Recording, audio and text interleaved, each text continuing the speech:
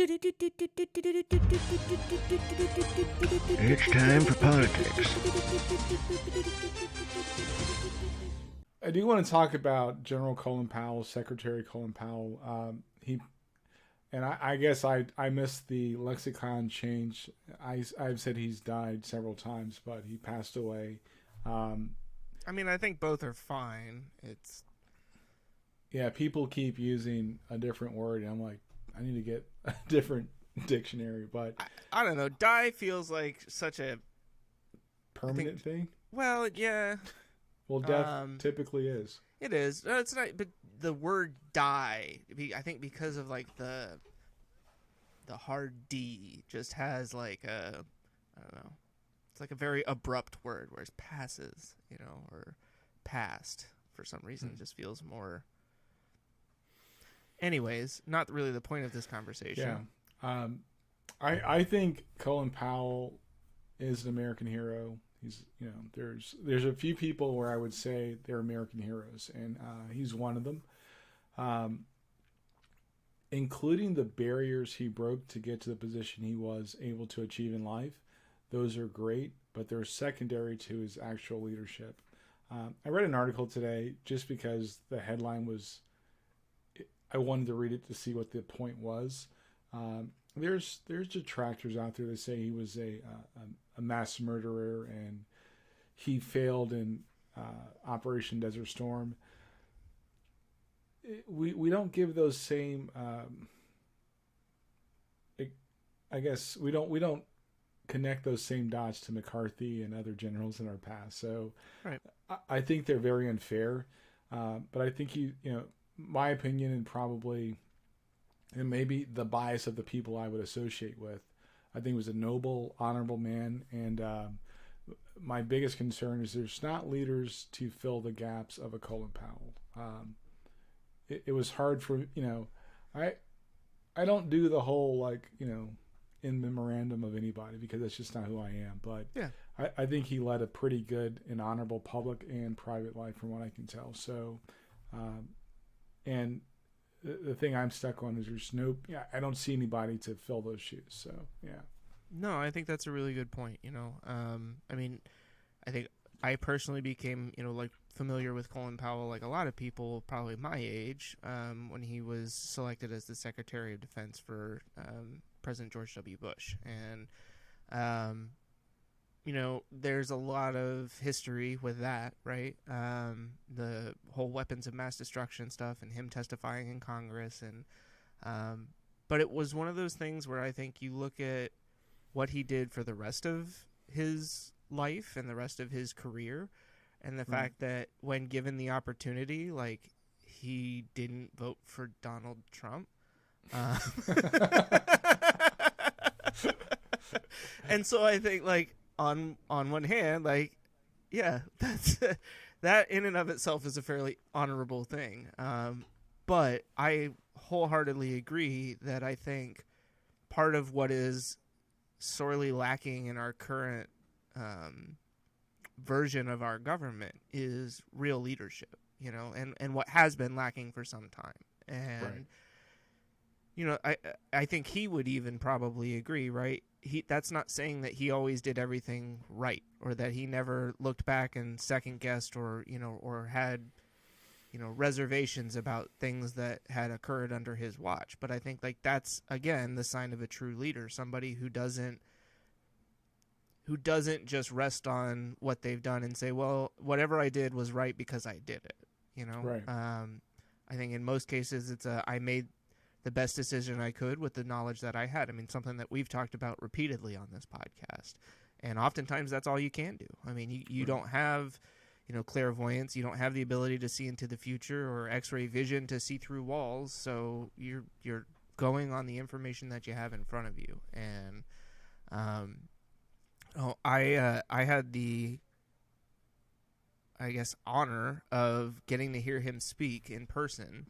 That's awesome. In San Francisco several years ago, and it was one of the most captivating presentations that I've ever sat through. It was something that I didn't go into expecting to necessarily enjoy, not because I didn't I just didn't know what it was going to be. It's like Right. I had no idea what he was going to talk about, but he spent almost the entire time focused on what we've just said, like leadership. What makes true leadership? How do you lead other people? And I don't remember any like specific things that he said, but I do remember walking away from that feeling so impressed with the man and the things that he was able to help me to recognize that I hadn't noticed before. Bart. Cough attack. I know, right?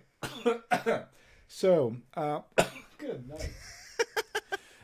Wolf Blitzer did kind of a little, I guess, some recorded thing, and how there's a lot of reasons why I relate to Colin Powell. Like, I talk about superheroes, right? It's not the like, fact that you guys have the same last name, though, right? That's. I'm sorry. But you'd be surprised at how many times people actually ask that, right? Sure. Ironically, my grandfather on my dad's side is from Jamaica, and Jamaica is not a very big place, so there's a possibility Sure. that That the somehow Powells, there's a connection there.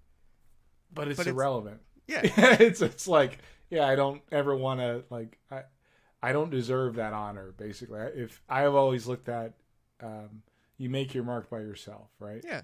Well, I mean, ultimately, like, what does Colin Powell's legacy have? Like, what impact does that have on your life other than what you observe from him, right? Like, being related to him doesn't change anything about who you are or, like, what you've done with your life. So I mean, there are people I'm related to I just don't want to rock with. So it's like, I think we all have some of those people in our lives. Hint, hint, nudge, nudge. Aunt Carol, if you're listening, which you're not, which is why you're not on. Listen. But, I don't have an Aunt Carol, just so okay, everybody knows. But it's like, man, you put her business out just like that. I found it interesting that, when people would ask him, he would always say, he's proud. He was proud to be a New Yorker. I'm proud to be a New Yorker. I'm so far removed from living in New York, but I'm so proud to be a New Yorker. That's like me in California. Yeah, that's just take to be proud of. Sorry. I know it's not. It's not the same. Yeah. So he's from the Bronx and grew up in Harlem, and I'm I lived in Harlem. So there are things where it's like they're important to me, but what's important to me is how he was a true leader.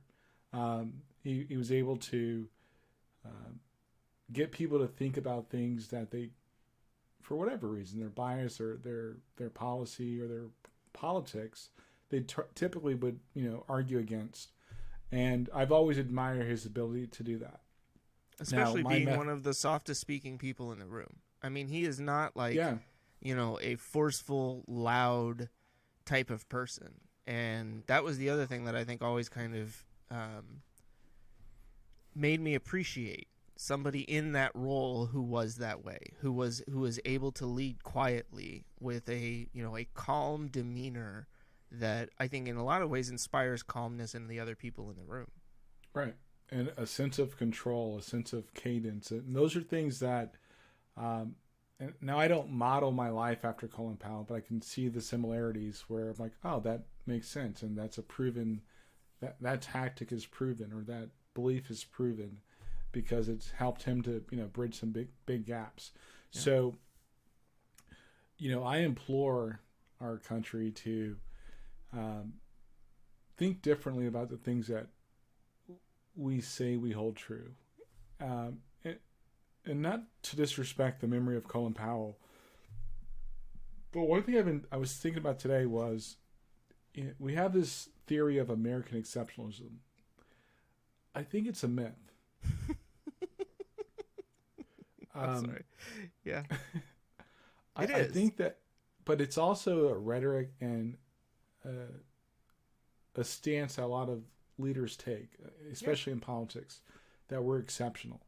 We're not exceptional. We're the type of country that learned from others' mistakes. If you look at the founding of this country, and we pulled a lot of things that didn't work in other systems throughout Europe, Yeah. and we did not incorporate them. It doesn't make us exceptional. It makes us normal. Right. It's Right? not like we turned the entire governing body on its head, right?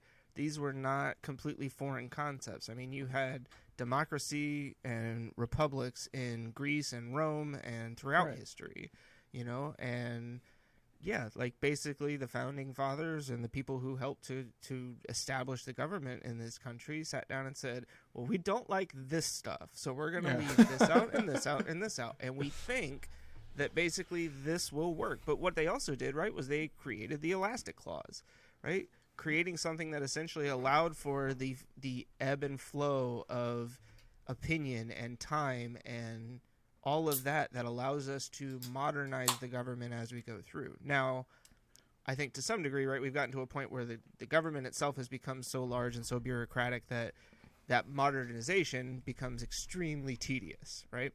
Right. But still, like, I'm with you in that, like, we didn't discover democracy, like we didn't invent it. Right. We just We put our own spin on it. Yeah, and I mean, I think to some degree the jury is still out as to whether or not it's ultimately going to be successful, right?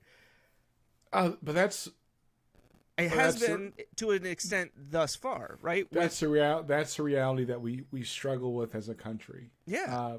Even to tie it into, and let me end it by saying this to the Powell family, your father, your husband, your brother, your uncle, whatever he was to you, he is an American treasure, and thank you for sharing him with us as a country. Very notable person, and I want to leave it at that because he made a statement to Bob Woodward, who interviewed him before he passed, and he said, "Don't feel sorry for me." And I don't. I find myself not feeling sorry for anybody that dies. It's like, hey, you had a good run. Yeah. The things that you decided to do, you did or you didn't do. So let's celebrate that. So I would say, for what it's worth, from a Powell that is not in that realm, hey, he was a hero to me, not a role model, but a hero, and he gave me a lot of things I aspire to do at the end of my time. So 84 years it's a hell of a run to make a mark on not just this country but the world. Job well done. So yeah.